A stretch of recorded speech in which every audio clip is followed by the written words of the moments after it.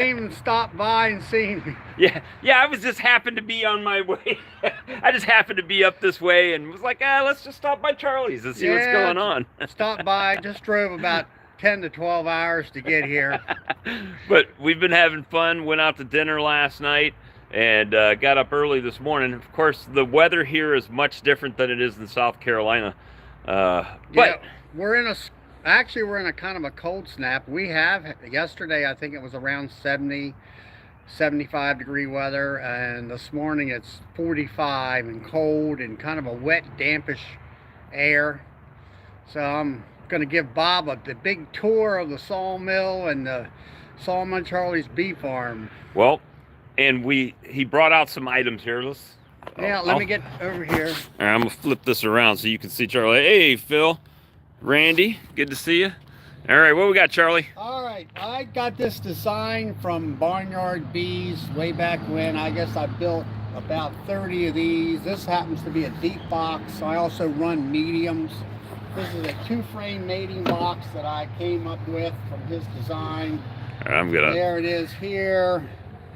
On the bottom, I've got 2 vent holes with 1/8-inch hardware cloth on the inside. Do you find they move a lot of the trash and debris out of the bottom there? I think so.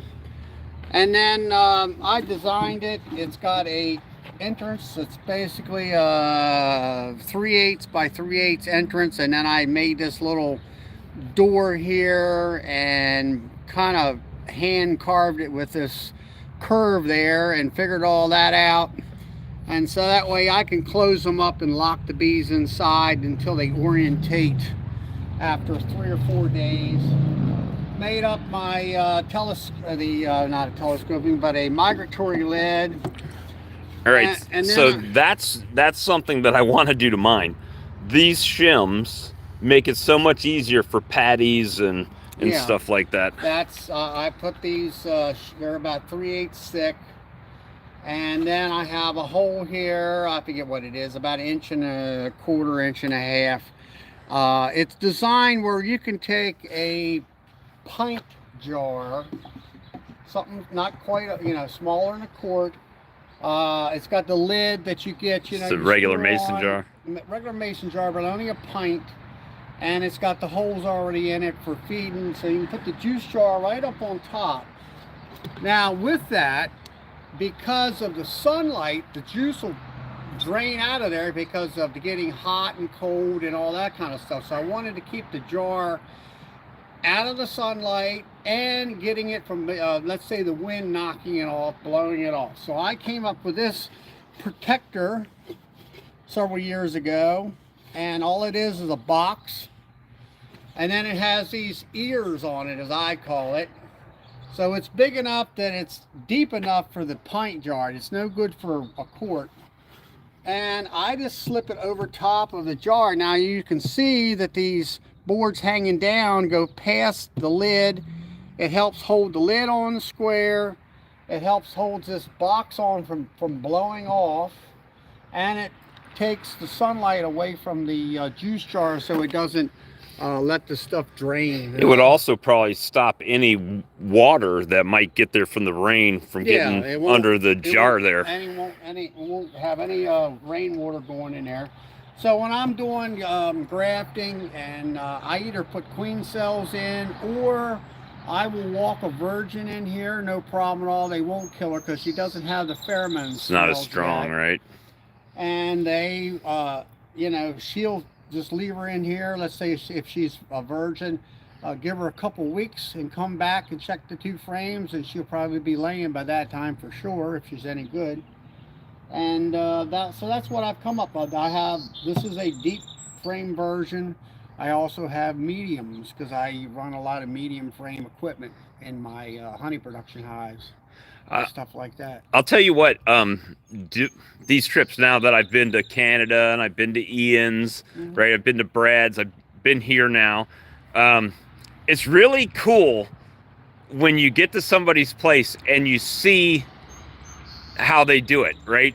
And like, you'll watch a video like your background, right? And I'm like, well, is your background over behind that building? No, it's the other one on the other side, right? So you get a perspective on what you're actually seeing on YouTube, and It's really kind of cool. Yeah.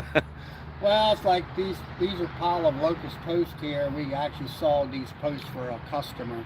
He just hasn't come and picked them up yet. And if you haven't been to this area of the United States, I guess this is considered Northeast, right? Yeah, Northeast Maryland, yeah. It's not really considered New England because you got to get above New York for that, right? No, I wouldn't say no. That we're Mid-Atlantic. Mid-Atlantic, North Mid-Atlantic. Yeah. And south of the Mason-Dixon. We're still in the. You still consider the South over here? Yeah, as long as we're south of the Mason-Dixon. But we've just been hanging out, and Charlie was going to give me a tour around. He's got his. All right, first thing we got to say, your family moved to this property in 1920? 28. We were here. My grandparents moved here in 1928, 2 years before electricity. They beat electricity out here.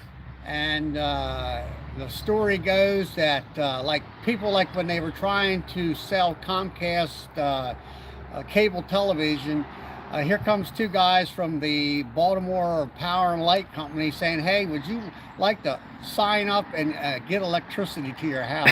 So electricity? Yeah, what is that? That's that newfangled stuff, you know. You know, we got flames in the light bulbs. Actually, in our sawmill, at that time, most sawmills were run by either steam. Steam was kind of going out at the time, and gasoline motors were coming in. Powered by a farm tractor or steam locomotive, steam tractor. And they actually, I don't know where the paper is at, but there's a little booklet from that where they put out a quarterly report or something in the electric company where it says modern sawmill uses electricity, you know, to power its motor, you know, to power the saw. And it's, I don't know who has it now. It's gotten lost over the years, but we still have the original 50 horsepower motor. Now this is a motor is about 3 foot tall, and it's an Alice Chalmers motor, which is Alice Chalmers. If you know anything about farming, they made farm tractors. Well, Alice Chalmers was really a big, and still is, an industrial electrical company who had an offshoot of making farm tractors. Now the farm tractors have since been bought out by another corporation and everything. So we got a lot of history here. And this place it's much bigger in person than what it looks like on the, you know, on your YouTube channel and on. We got videos. About 50 some acres here, a lot of open grassland that my son's farming now, where he's making hay, which that's what I did, my brother did, my father did, and he's keeping on with the tradition. That's an awesome thing, right? That's one of the things that I hope, you know, whether it's through the swarm lure or honey or what, that my kids carry that forward, or my grandson or something. I don't know. Can we? Yeah, let's see if they can go inside the. Well, we'll see. Might be a little dark until we get in here. No, it's fine. Okay, let me get in front here. Yep. All right, this is an old car garage. We used to call it the shop, or my father did, and we actually had a. When I was a kid, we had a forge in here where we burnt coal. And we would forge, we had these things called tongs. They looked like ice tongs, but they were made for logs, and they would spread. So my father would heat them up and bend them back. Of course, my job was to crank the handle on the air blower to make the fire. Of course, that was fun when you were a kid, because you made the flames. For the first 5 minutes, right? Yeah. Well, you made the flames shoot up out of the hot coals and everything. That's like when you said, that's why you said about hand crank extractors. What'd you say? What year is this? I said, what year is this? Is this 1920 or 2019? That's it. Or is this 1924 or is this 2024? Get yourself an electric extractor. Don't even think about using a hand extractor. And he can say that because they were the electric pioneers out here. Yes. Actually, Father talked about that when they would draw hard on when the saw was really cranking through the lights would dim. That they would dim the lights at this. It was an old clothes factory down, I don't know, a couple miles. It would make their lights dim, so they had to put they call it banks of electric banks up on the wall, on the pole, and they're still up there, so we don't suck the electric dry.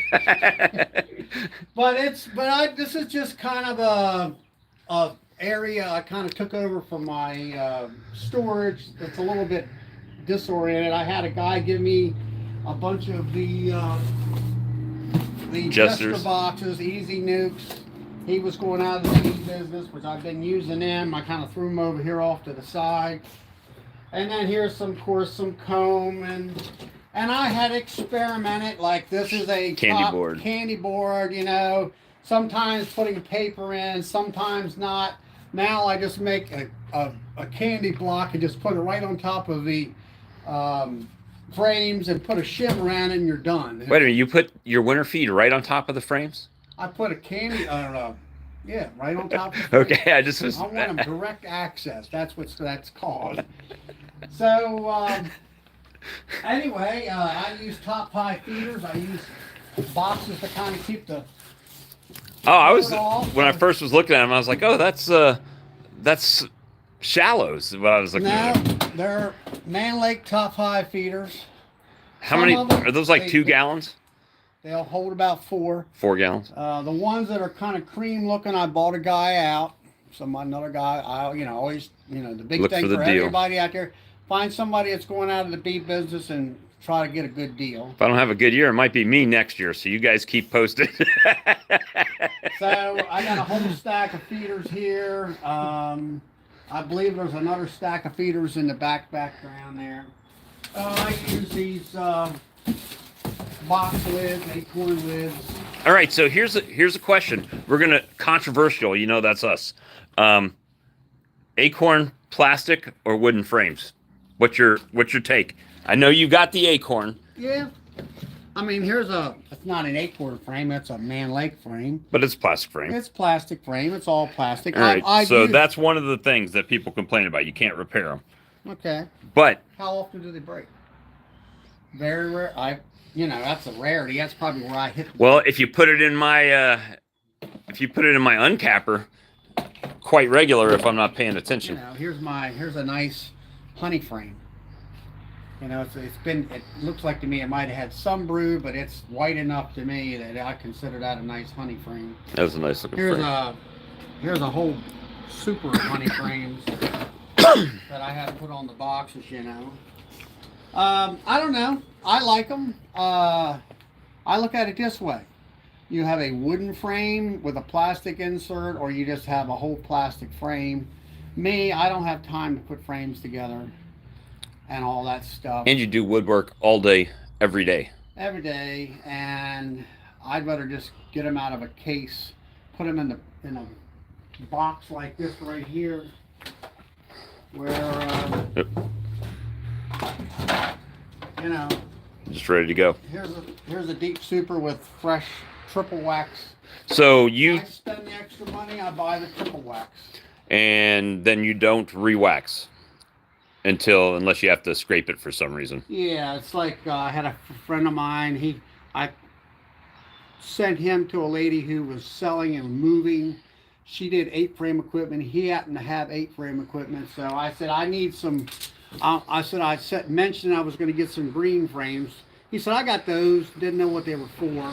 Now I have never seen this before. Now here's a medium green drone frame. Now, I don't know whether you can see it, but I did wax that. They were poorly waxed, and I took my capping wax that I keep, and I've re-waxed about 8 frames. I've got about 3 or 4 more that I found that the bees didn't draw. Is that your infamous honey warming refrigerator back there? Yeah, we'll do that later on down, and that's in the house where it's warm. Okay.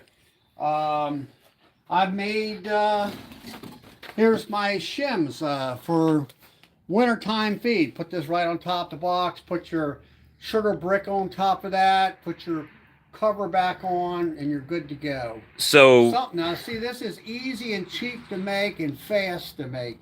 Whereas the other candy board with the screen, you got the screen to put on. Cut the screen. You got to staple it, and then you got to pack it, and all that, where I take a couple sheet cake pans from Amazon. I take and mix up the sugar, put it in the pans, let it and score it to the size I want. It's usually like a 4x6 brick. Right. It's about a half inch to about 3/4 of an inch thick, and I can get, I think, 15 or 16 out of a sheet cake pan. I watched Jerome B. Farm. That's kind of where I got the idea from. And I said, hey, I did the same thing for sugar bricks. You just wet the sugar and that's press them down in those yeah. little bread pans. And So that's where I got that idea. And I can make 15 of them at one time. And all I got to do is put them in like a Tupperware, a tub that you get from Walmart.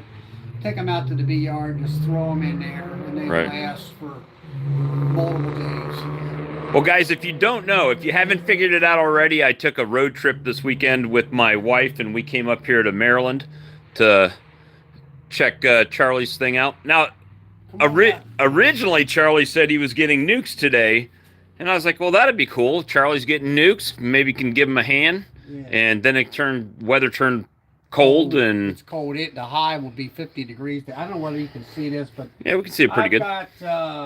I've got nuke telecovers, and then I got bottom boards, and I've got inner covers. Now, see, there's another thing. I put a shim around that to shim that inner cover up so I can. Now, the real question is, why haven't bee suppliers figured that out?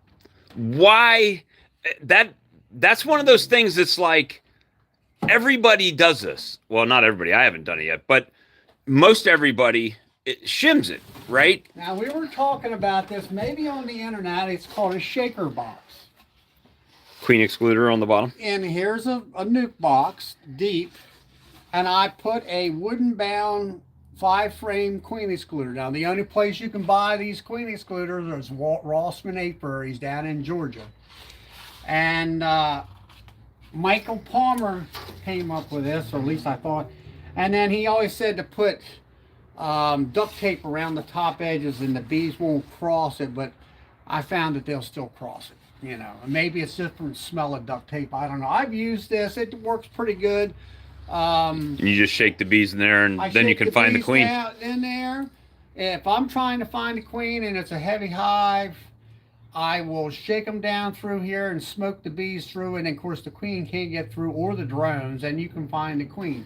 I actually did this to a 10-frame. I didn't use this box. I used a 10-frame queen excluder and a deep box just sitting on top of it. And that's where I found out you want to use multiple bee clips in your pocket. Because I had the mother queen and I think about 4 daughters on top of that. And you wouldn't think there's that many bees or queens in one box, but there was. Because it was just a huge hive. I don't normally go through that to try to find a queen. I usually just go frame by frame. Or if I'm going to make a split, perfect example would be to pick up the brood frames. Let's say they're cat brood frames and maybe some open brood. Shake all the bees off. Put up, have a box sitting beside you there that you want to use, and you put in, let's say you want 5 frames. Put 5 frames of brood up in there. Put a queen excluder. Let me see if I can find one here.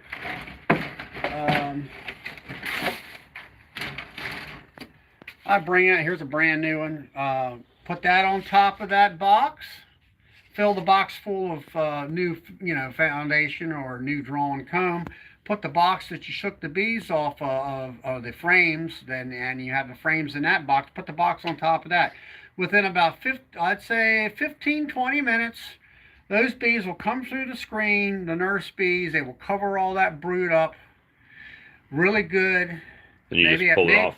All you got to do is pull that box off. The queen is below. You don't have to worry about finding the queen. You got the right kind of bees on that brood, and you can set that box at another position in the same apiary. Most cases, I would lock them up for 3 days so they don't go back and reset their GPS, as I call it, after the 3rd or 4th. Go back out there third day or maybe the fourth day late in the evening when the sun's going down, so the fifth day they can come out and reorientate.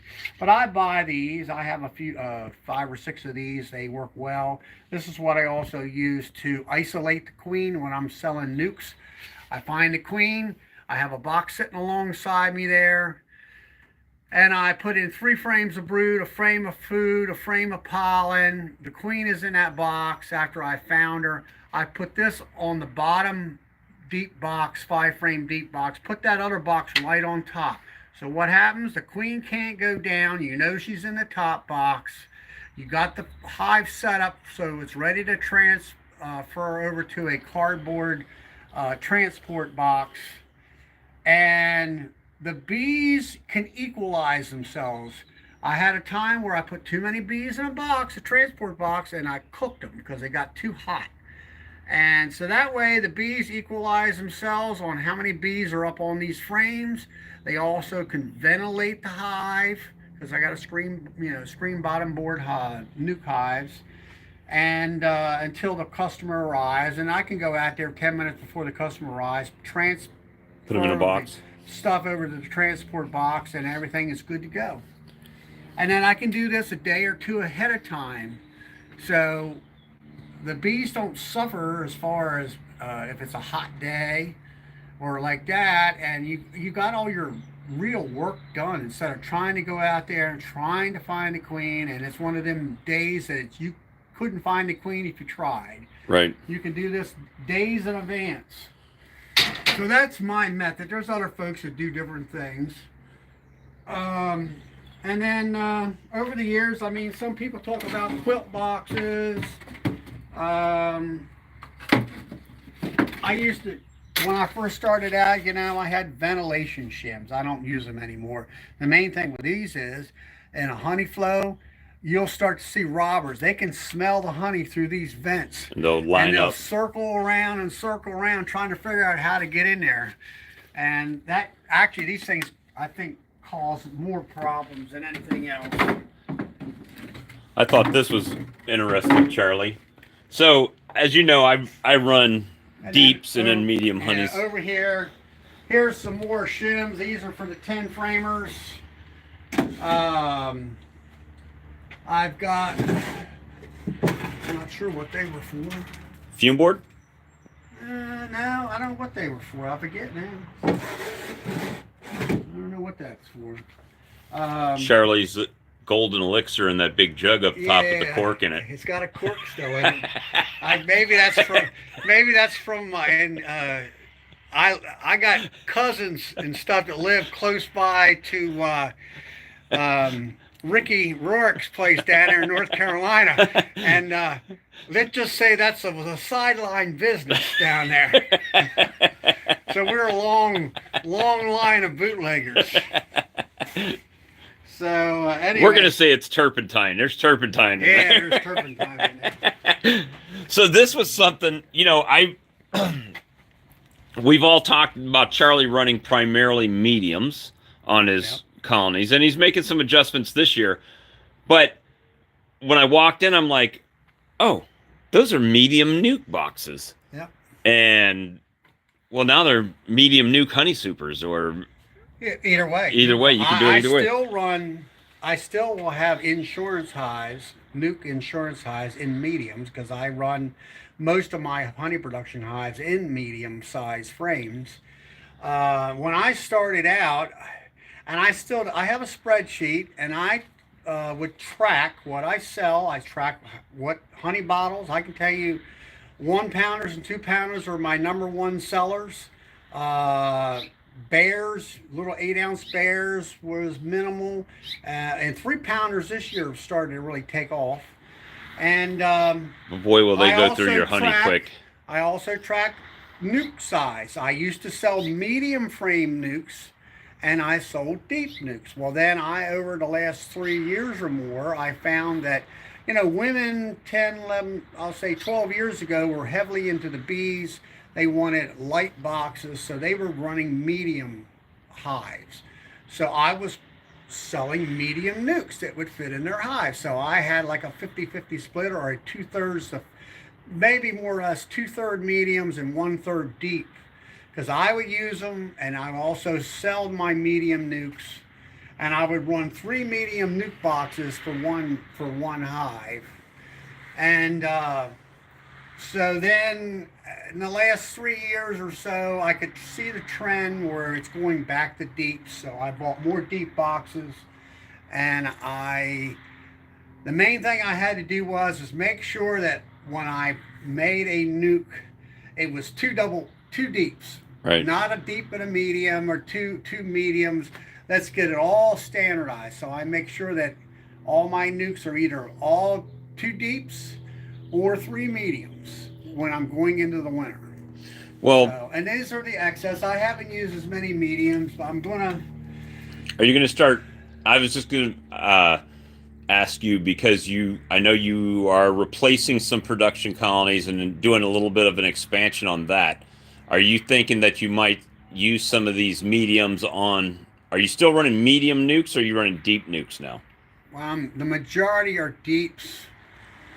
I gotta remember, I'm selling honey, and I was selling a lot of nuke. My main thing was I was going to get into the nuke business, and I've been doing that for 10 years or more.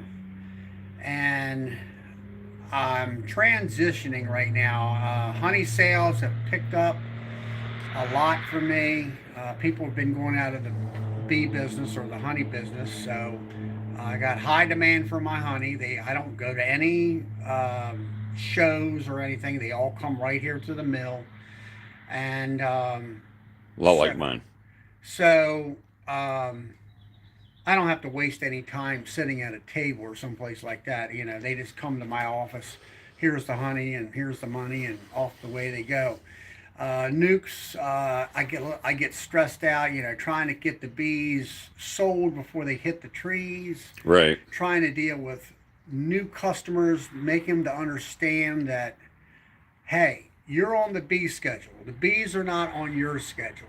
Right. And you need to be here when I tell you to be here, you know, or you're going to lose your bees. Right. So I'm kind of transitioning out of the nuke sales. I probably will still sell some nukes by word of mouth. People know when you're in the bee business, if they know that you do queens, that gets around by the word of mouth. Right. If they know you're doing nukes and you sell a few nukes, that gets around by word. You don't need to advertise after a while.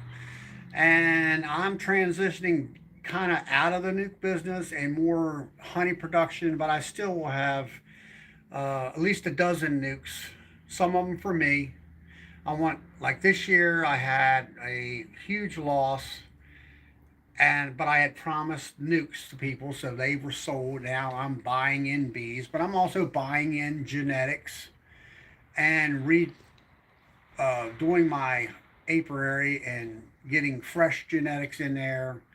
There's a couple other bee queen breeders that I want to get some genetics from them, try their bees out, see if they're as calm as everybody says that, you know, that they say they are, and good honey producers, and that kind of stuff. And one of them happens to be supposedly, as Melissa would say, a VCR queen or VHS queen or a VSH queen, whatever you want to call them. We'll see. That's a tool. It's not a cure-all. You still have to treat them as far as I'm concerned. So I'm repositioning. I'm going to go 16 honey production hives and a dozen nukes. I haven't figured out exactly what I know that I'm also going to put 4. Right now, I'm on the fence on a few things, but I am looking to maybe put, since my nukes are coming in deeps, and I happen to have a bunch of deep boxes that are just not being used, I'm going to put in 4 new hives that are double deeps. And then because of me having that new hive lifter, which I've used it a few more times, and I've gotten a little more oriented to it. It works great for what I'm going to try to do, and I can lift those deep boxes up easily without any effort, hardly at all, and it really saves my lower back. I'm going to try them, and of course, with deeps, you got nice big deep frames. 10 frames are easier to move than you know, working with 30 frames and mediums and stuff like that. So the way my setup is, with being the my modified Demery method, I have 2 medium boxes, so I got to dig through 20 frames. Whereas if I use a deep, all I have to do is 10 big frames. I can transfer the frames around quicker and easier. I have my hive lifter, which is going to make it easier. So I'm going to try at least 4 of those since I have the boxes, and I don't want to spend any more money. I was just going to say that these medium boxes, if you're going to deep nukes, well, then you got medium honey supers to stack right on top of them, and you just make a production. But I find if you're going to overwinter nukes, the way I do it, I have 5/5, and that top 5 deep frame nuke will turn into a honey frame, or a honey super, and that kind of pushes the bees down in the bottom, or I'll put them in the bottom, you know. So I'm going to keep a combination of deep nukes and medium nukes, and kind of go that way. Hey guys, I got to see a photo of Charlie with hair back in the day. Just shh. I'll try to snap a photo so he doesn't see it. All right, well, it's all right, what else we got, Charlie? Well, we'll go down here in the basement and I'll show you the hive lifter. All right, I just flipped it around so not just getting random shots. I'll tell you one thing I'm really impressed with up here, and my wife has made comment on it over and over again. Everybody, if you come down to where I live, you're not going to find manicured yards everywhere. But look at this. Guys, this is Charlie's. The grass everywhere. Walgreens. I mean, you go everywhere and it's like nice and green and mowed. Area, lawn service business is a big business. What do they do it for free? No. I mean, everybody's got it. It's like it's money. That's crazy. Here's the hive lifting machine. All right, hold on, flip it around here. And I'm gonna step back just a little bit so I can get the whole thing here. Yeah. It is kind of, well, it looks pretty heavy duty. It is. I don't know. We can set up a little test here. Oh, it looks like it's fully charged. Yeah, it came fully charged. Of course, you're gonna have to stack up a couple boxes because they're not up on a hive stand.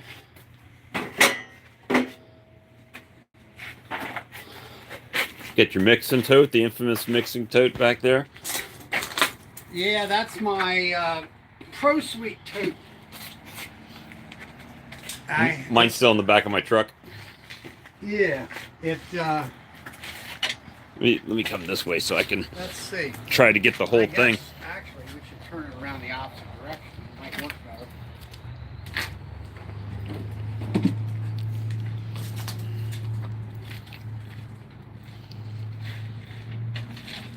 So, like I say, I've used it a couple more times and lifted it. I actually lifted 2 mediums. One was the brood top and one was a honey super off the top of my stack. The bees, I left the inner cover on. Actually, I left the lid on too, telecover. I picked those 2 hives up. Of course, there's bees up in there, and they stayed there. And they picked it up as a unit. Is that your sister? Yeah, and so I come in. Of course, you know. So you got this over the winter, though. Yeah. So I come in, and now usually, you know, the boxes are glued, and I'm here with the back wheels up in the air, and usually the machine will just kind of hang on the boxes because they're glued. Then I take my hive tool and I raise it up like so, and then I hit the button and raise it up. So, and then I bring it back out of the way. The bees are up in this box here with a lid on, and then I can go over here at the hive and work the bottom brood chamber. And then all I have to do is just lower this right back onto the hive, and these bees up in here are not disturbed because haven't been broken open, Right. and they stay up in there. There's a little bit of bees, of course, coming up out of the brood chamber, but and then I don't have to lift anything. That saves my back. If this was a honey super, it's going to weigh 50-something pounds. I don't have to be doing all this lifting and twisting and turning and all that kind of stuff. And then these bars here, if I got 3 boxes, these bars support the weight of the box leaning back and all that kind of thing. So the first, so as everybody on this channel knows, it was quite a decision for you to buy this. It was. It took me 2 years of, quote, kicking the tires about it. And I took and talked to, like, Mike Barry was the first one who had it in the area. I also, what would you call it, did comments to the videos that Nathan at Duck River Hunting. And there was questions, well, why did you do this and why did you do that, and why did I see you putting your foot on this machine using like a pry lever, right, like that kind of stuff. So this year at the Honeybee Expo in Kentucky, I talked to Mike again, and I told him, hey, I'm trying to do the Demery, trying to under super and stuff like that, which I still believe, even though there's articles that say it doesn't make a difference, I still believe it does. When you have open comb and it's ready, available for the bees to pack nectar into it, I think it's much better. Instead of them crossing comb that's full of nectar and finding a open nectar box. Now, if you got like 100+ hives, you don't have time to do that. You know, you're gonna pop the empty box up on top and keep on going because you don't have time. You know, I'm small. I'm I consider myself a small sideliner, and because the bees pay for all my input costs through the year, and I make a small profit. You know, it is a good honey year for me, and I mean, I make enough profit where I can buy this hive lifter. You know, the bees pay for all this stuff. The bees pay for frames and boxes and all that kind of stuff. Now you haven't. We'll know better at the end of the year, right? When you've used it the whole season. But as far as I've moved I had 2 hives. They were 3 medium boxes full of bees in the middle of, well, it was early. It was like February, March, early March. I needed to pull those 2 hives off the wooden stand rack. You know, it holds 2 hives on a rack. The one end was rotten. I did it all myself. Right. I did it on when I want to do it on my time schedule. So I went over here, I strapped those hives together so they wouldn't fall apart. I raised the whole hive up. I put a medium super on the ground so I could set that hive down on something, release this machine from it, went over, grabbed the other hive, raised it up, brought it back and just lowered it down to the ground so it just sat there. Removed the rotten hive stand, put a new one in, leveled it all back up, put the 2 hives back on it without any effort. It didn't hurt my back. I hardly even used my back. And of course, now the ground is level where I'm at, relatively level. This thing rolls really nice and easy. Mm-hmm. It's got nice big inflatable tires. It rolled pretty darn nice. And back to the machine. All right, I called James out in Alberta, Canada, and talked to him for at least an hour. He told me to make sure that the wheels were like 24 inches on center, more stability is about sideways, which turned out good. And I conveyed that to Boris, who made this machine. He makes it, hand makes it. And then I talked to Mike again, like I said, at Nobby, and told him what I was doing. He said, well, this is perfectly for what you're trying to do.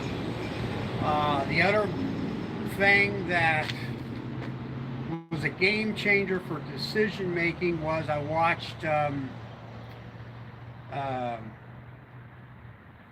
what's his name, comes on the channel from Louisiana. I can't Joey? Joey. I watched Joey, and he has the other model, the B1, I guess you'd call it, where it's a true dolly system, and you must take that dolly and it must be right smack Basically a bee hand truck. a bee hand truck with a lifting mechanism on it, and you got to be right up tight with it like a normal hand truck, and it'll grab the handles and raise your hive up, and then you can pull it back and move it backwards, and it'll kind of sit there. And that was another thing I was looking at, whether or not it was stand in place. Like this one here, of course it's on a slant, but it's sitting there, it's holding the box. And I don't have to raise it up too high to get the weight to push back to the back wheels. I can lower it down. It's stable by itself. And those are things that I were looking at. And when I watched Joey, he was moving hives for Mr. Ed. And I could see, he stated in there that he couldn't move that hive, but only from the rear end of the hive, because he has to get tight with that box. Whereas if you have a hive that's got a landing board, he can't grab that hive from the front. Now this machine here, you can. It has this is sort of like a front end loader on a tractor. It's got reach. So with this one, I moved those two hives back in March from the front. So they reach past. So you just gave Boris a new design. He could put a separate motor where it will actually reach out, grab the box, and then you just bring it back to. Well, anyway, it reached the hives from the front. That was more flexibility in this design. And then, of course, also Mike Barry talked about, he has I think they're electric screws that raise the arms up, and he would have, if it had done it over again. See, this here has a hydraulic cylinder down in here. Mark was asking, will the frames come out just as it sets, like right there? Yeah, you can. Yeah, you could pull them out if you wanted to. So it's got a hydraulic cylinder, which is more lifting capacity, a little smoother and a little faster lifting. Not that you need to lift fast. And so unless you're lifting my beast, you want to get in and out as quick as you can. Yeah, true. So, and it's got this solar charger here on it. I have not used it yet. Haven't used the machine that much. You just plug it in. I got to talk to James about it. You got two plugs there. You plug it in. So while you're out in a bright sunny day, it's charging your battery at the same time. At least trying to keep it from draining as fast, right? Yeah. Well, actually, I talked to James, and I think he charged it up one time, and because of the solar panel, he's never charged it through the electric line since then. Huh. So it does last for quite a long time. So if I'm correct, these are about $1,650. Yep, that's right. Or if you're in Canada or some other places, $1,650. I know we say things a little bit I guess differently sometimes, but so all of the delay that you did in finding, right now you're happy with your purchase. I mean, I didn't want to spend thousands of dollars and buy something in 10 minutes time saying this is not for me. Now I could send it back. You had 30 days to send it back, but that's about $250 shipping, so that it cost you $250 to get it here, and another $250. So you're going to spend $500 to test it out. Right. And in 10 minutes, I didn't want to say, hey, this is not for me. So that's why it took me that long. And like I say, it's not so much just the machine. I watch the people using the machine. Why did you do this? Why did you do that? Type of thing. Like I went out here last week I said, I'm going to take it out here and pick off a honey super and a brood box up on top of my demery above the queen excluder. And I did. I put it on the hive, and the back end was kind of raised up. And I took my hive tool and broke the seal on the left side, went around, broke it on the left, on the right. And then instead of me actually raising it with anymore with the hydraulic cylinder, I just pushed down on the machine where the back wheels would go down and touch the ground, and it raised the box real gentle, right straight up. Okay. And then I went back there and maybe raised it up just a little bit more for clearance, and I backed it up about 6 feet or so from the hive.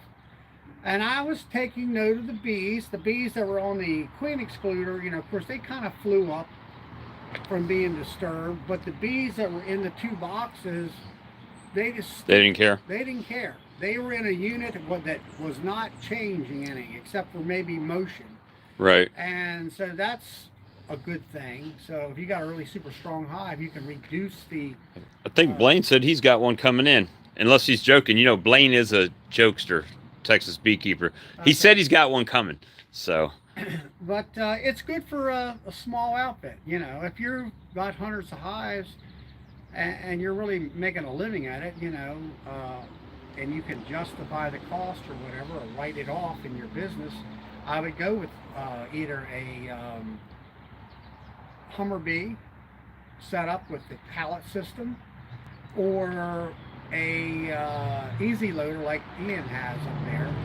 They all have their disadvantages and advantages. The easy loader, you got to drive the truck to the hive and get stuck like Ian does. Right. But if he's under supering with a escape board, you can raise those stacks up, put the escape board in, and lower it right down. Works great for that. Well, and if you didn't have that, if he's got 3 supers on there, now you're taking 3 supers off to put a bee escape on to restack, like I do, and then restack everything back up. So and you can't do that with a Hummer bee that I know of. Hummer bee is more or less just a 4-wheel drive forklift. Right.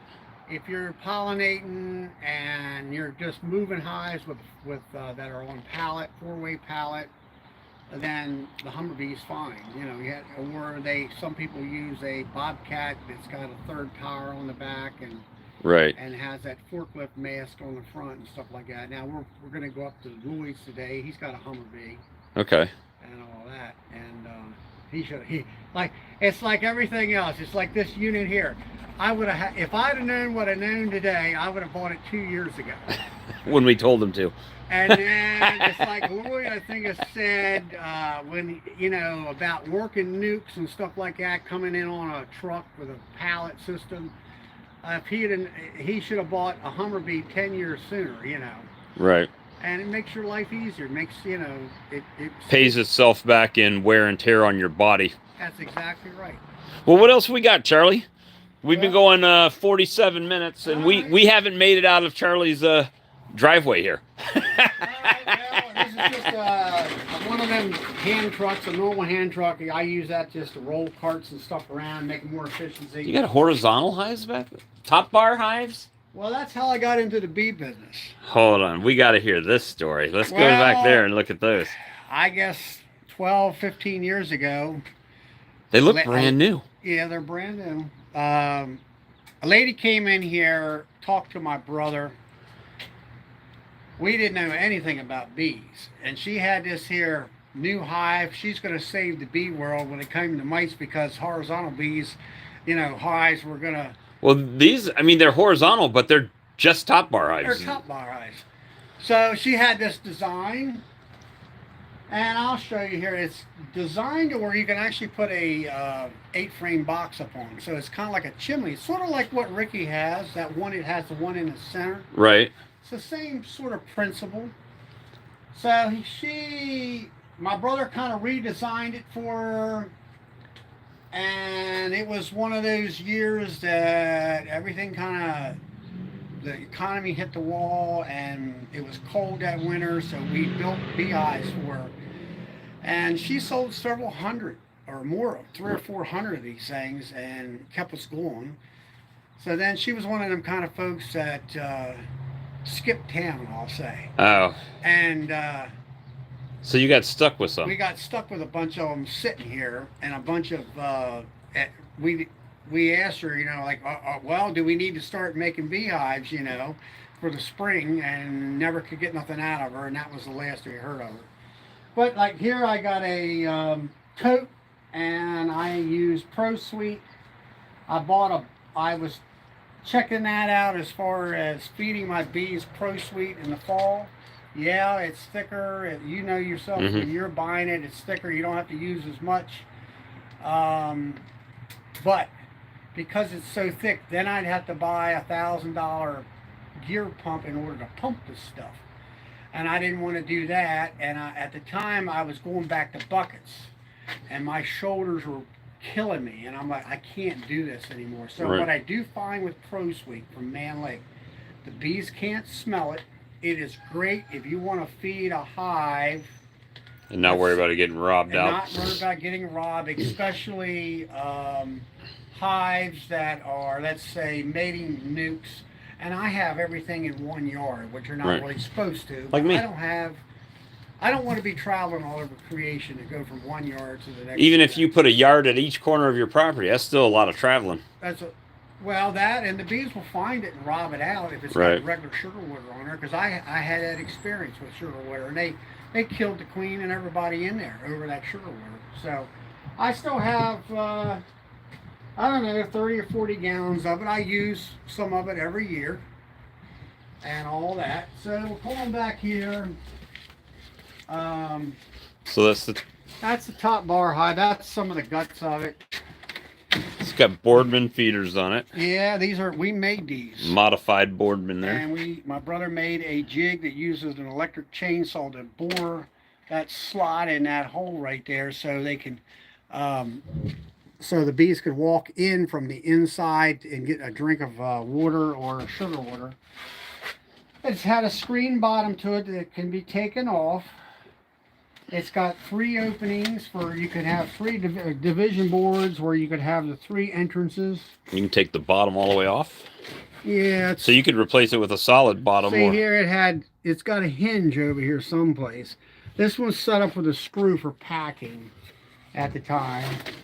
It also came with a solid bottom for the winter time, which you could adjust down on one end for ventilation. Do you use standard size top bars, just Langstroth top bars?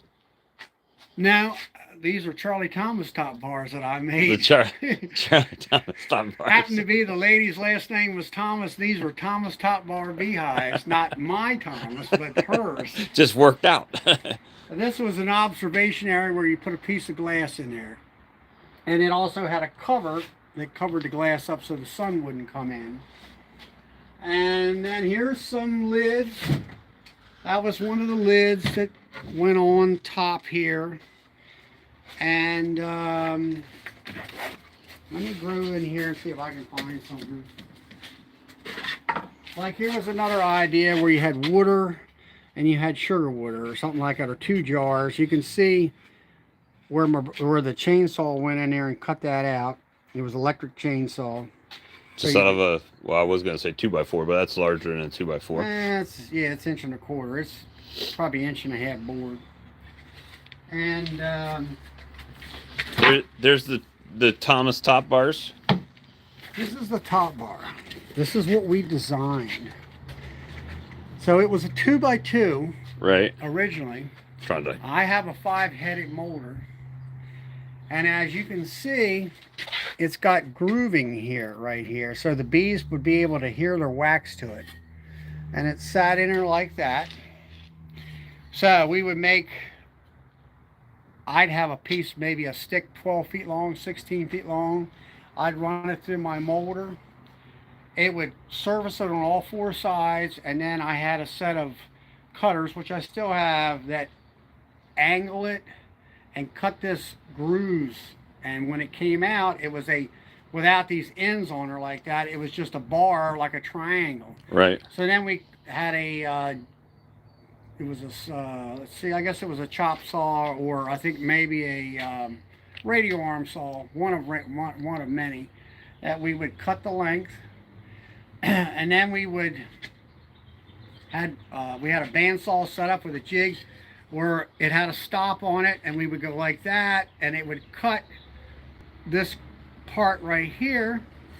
And then we had a chop saw on an angle, and we put it in a jig with a stop, and would come down, and when you cut this angle here, then this piece would fall off. So that's how you got the angle and all that. But I made 1,000 of these damn things. Well, see, being an entrepreneur and you have an excess stock, I would have every one of these painted, like these barns, barn red and white, and I would have them assembled so when people come to get your honey, I would have them lined up for sale. I'd sell all of them. And then they say, well, where are we going to get the bees? Oh, hold on. I can help you there too.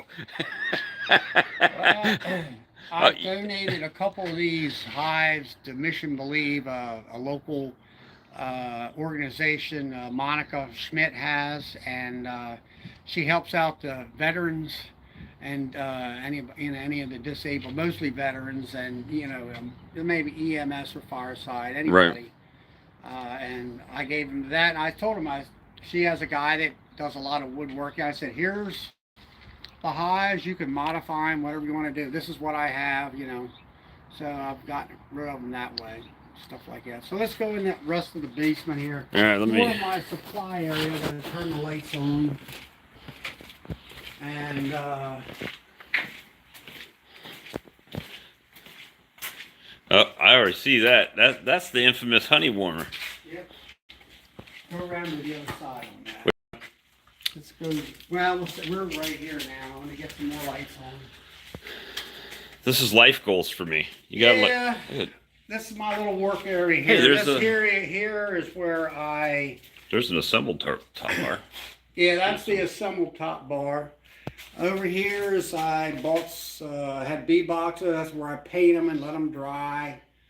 And actually, like there's a stack over there that's full of Ross rounds. No, they're full of frames that they weren't partially drawn out, but I put the paramoth. I had them stacked up here on this table and put some mothball crystals. Not crystals, but the wafers that I showed on the internet. Right. They were they were implied plastic cases that you're supposed to hang them in your closet. So I put a shim on, put that wafer in there, and then closed it up for the winter time. But there wasn't that many wax. And you had no problems at all with it? No, I didn't have any problems with it. Of course, they don't have a lot of wax on them either. Because I was just... These are partially drawn, they were something like that, Right.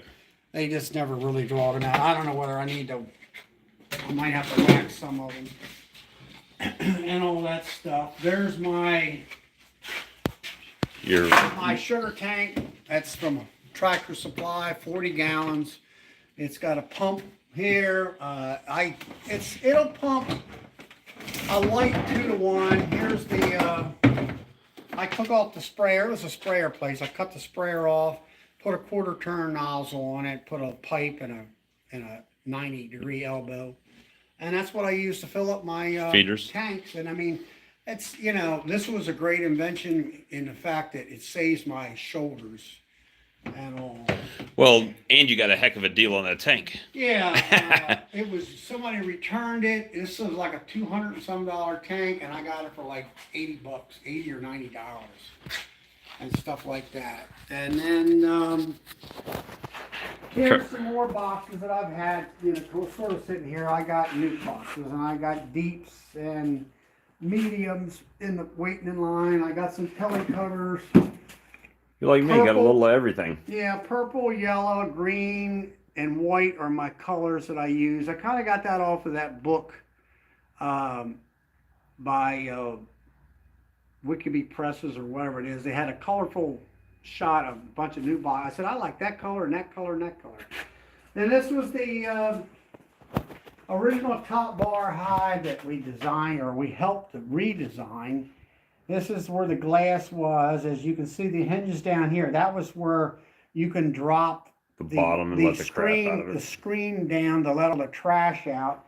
Below that is a solid board to close the screen up. It also has some multiple holes that you can drop it down and re-screw a screw in there. Her design was, you had this 8-frame super. You can see where you cut a notch in here. And then that was the lid. And then, yeah, it was, it's been broken over the years. And there was the bars in the bottom. And then this one here. You had them here. Oh, a divider. So it's like... These are your top bars here. And then Division board. these are division boards here. It's got a little screw in it. You got a little pap and screw in there, and it has a little wire down in the bottom so the bees can't crawl underneath. And there's 2 of them, so you could divide this out into 3 units. Kind of like what Ricky has. Ricky's seen this, I believe. So we built all that, and over there you can see all the Pieces for it. pieces for it that we never used. And So what he's saying is he can flat pack them because they haven't been assembled. So you can like that. order these from Sawmill Charlie's Bee Farm. And then here we would put these discs on. So and then you can see the dividers up there that you could slide and everything. And Little follower boards. follower boards is what they were. So you know, that's kind of been sitting there in limbo. Look at that washing machine. Yeah, I don't know where that's. I don't know. It's got a ringer on it. Yeah. Right there. Bam, old school. Yeah. That was probably my grandparents'. That's cool. And then Where are we going? Trying to stay out your way and let you hot box. Now, you know, everybody talks about Yeah.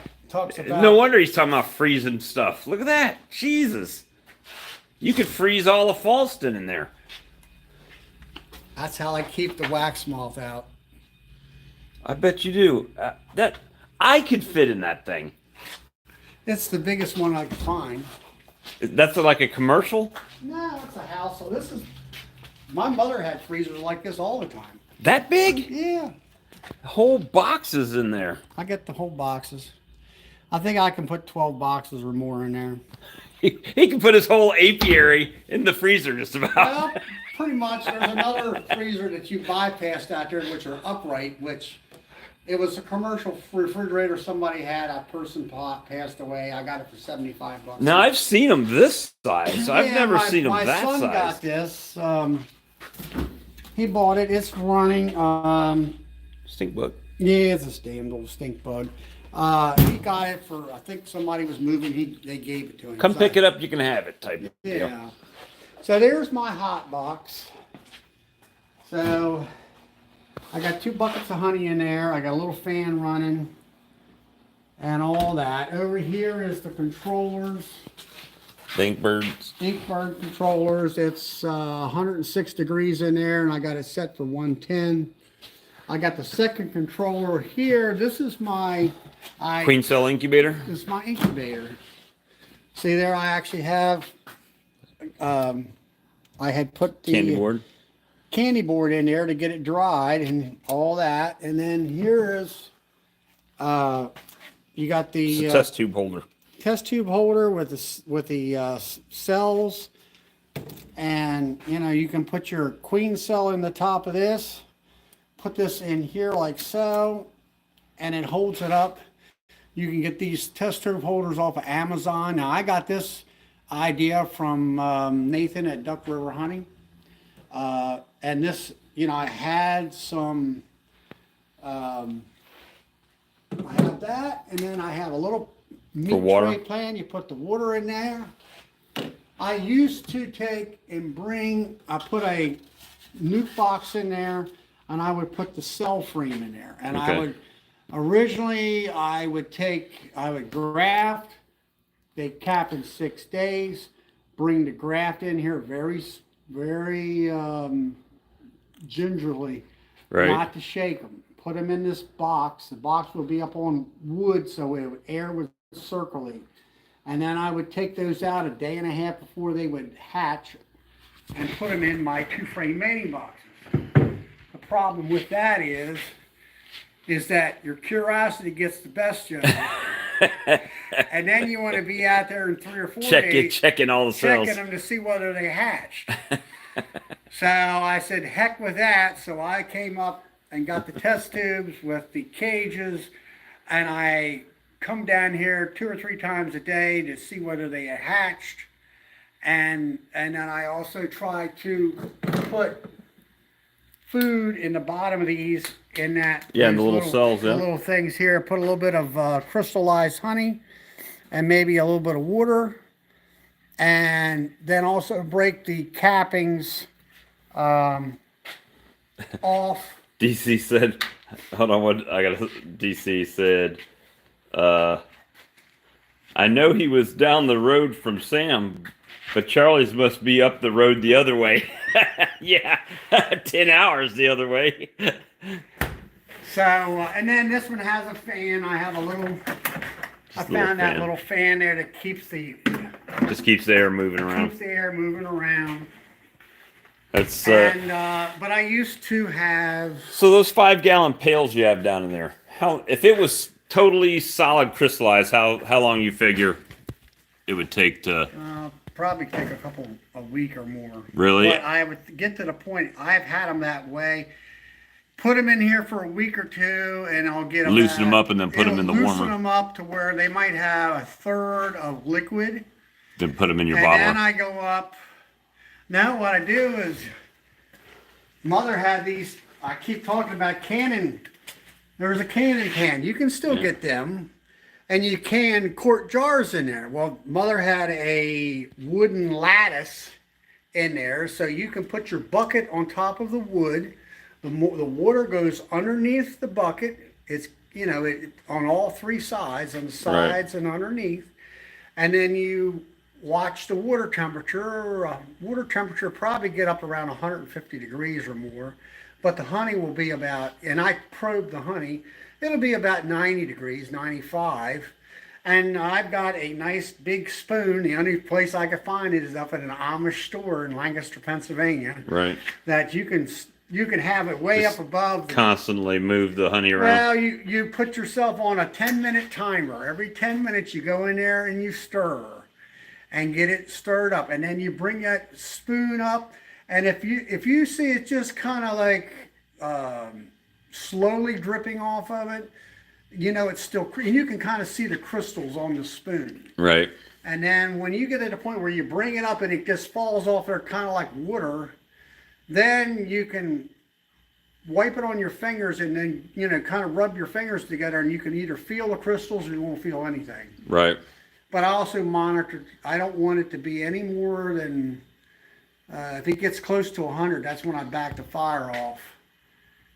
I got gas stove, so I'll either cut it off and let it cool the water down a little bit, and so I don't kill the enzymes and stuff like that. But I had, this is the crate that the lifter came on. And then I was going to show you here, my original design was I took these blocks and I bored them out, and then the cages would fit in here because you only could fit so many cages. Right. The block is big and heavy, you know, and it had that little ear sticking out there, so I could stick them in there like that. And it would hold it up. And would hold it up. Well, then I found that I can fit twice as many in that little cage holder, and it's light and it's small, and you can get 3 of those for, like, I'll say $12. And all you gotta do is snap them together. Sure. Is that more top bar hives over there? That's the Christ. yeah, that's more top bar hives over there. We're gonna have to start calling them Top Bar Charlie. No, Jesus. I hated them things. And then there's the whole pile of screens that go on the bottom. So what he's saying is, if you're into Top Bar hives and you're in Maryland or Pennsylvania, within driving distance, you can come in for a nominal fee. You can get you a Top Bar hive. There's a frame that where you would put the screen on it and stuff. I don't know. They're there. You know, someday we might use them and do something. You know. You sound like me. Well, I'll do that someday. You know, there's a whole pile of lid shells up there and all that stuff. So. He's got the stuff. Yeah, and then there was things down there. That was the ends that go on the end of the top bars and things like that. So you could start. Let's figure this out for Charlie Now now. come on over here. I got more to show you. You could get into the bees. You could Here's become a beekeeper. Here's my sugar mixing machine. You could become a beekeeper with one trip to Charlie's. You could have 100 Top Bar hives in your yard. Just add bees. And assemble. and they're already assembled. Well, some semi-assembled. Yeah, some assembly required. However, you could probably get into it relatively cheap. Yeah. Because right now they're hugging a bunch of space. Yep. So That and you would have to build the. I don't have the any legs. More, I don't have any more top bars. You'd have to make your own. Here's my mobile honey mix or my sugar water mixing machine. The frame was given to me by a friend of ours. He worked at a maintenance place. I think this thing might have held a welder or something on it by the Propane way. torch under the bottom, it looks like. And all that. Then I had a person give me a crab pot burner that stood up pretty tall. I gave it to a welder friend of ours. He cut the legs off of it, made it low profile, put these little steel blocks on there so this drum won't slide off. I was going to bolt it down. I just went ahead and put C-clamps on it. This drum here came from my friend Lloyd. It's a honey drum, and he actually said OR. He said, yeah, it held orange honey. Orange honey? Yeah, from Florida. And then the welder put in me a valve. That's the only mistake. They didn't ask me. He asked my brother, and I would have put in a lot bigger hose right. opening there. It's a little slow drainage. I fill it up with, here's the hose, you know. And then I had this bar here. It's stainless. And the welder made this bracket. And my brother had this drill.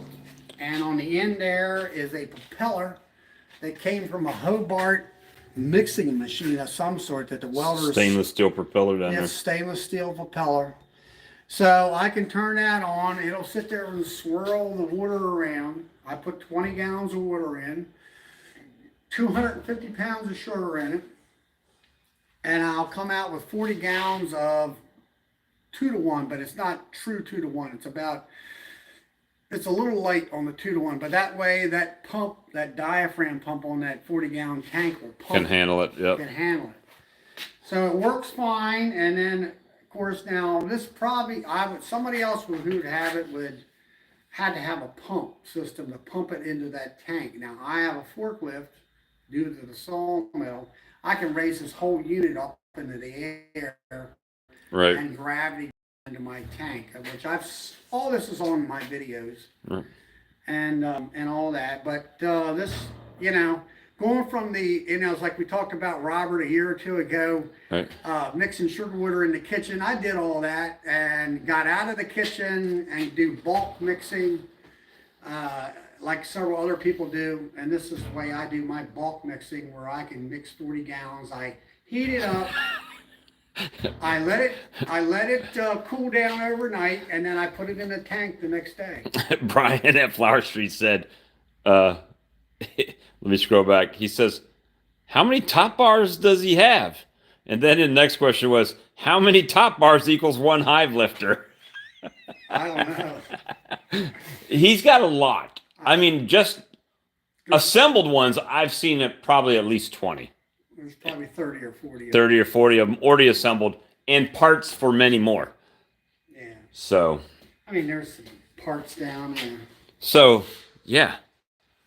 Yeah. There's a lot of them. See, I'm going to watch.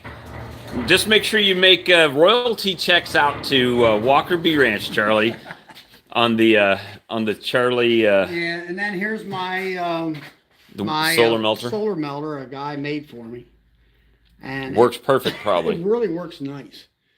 I mean, I did the video last year where Nancy, that comes on our live stream, Mm-hmm. She said, "Hey, put your queen excluders in there," and what a labor saver that was. Just put one in there. Melts it right off. Come back that out. You know, if it's a 90-degree day, you can come back in 4 hours and it's done. I will preface that with, put your metal queen excluders in there. Yeah.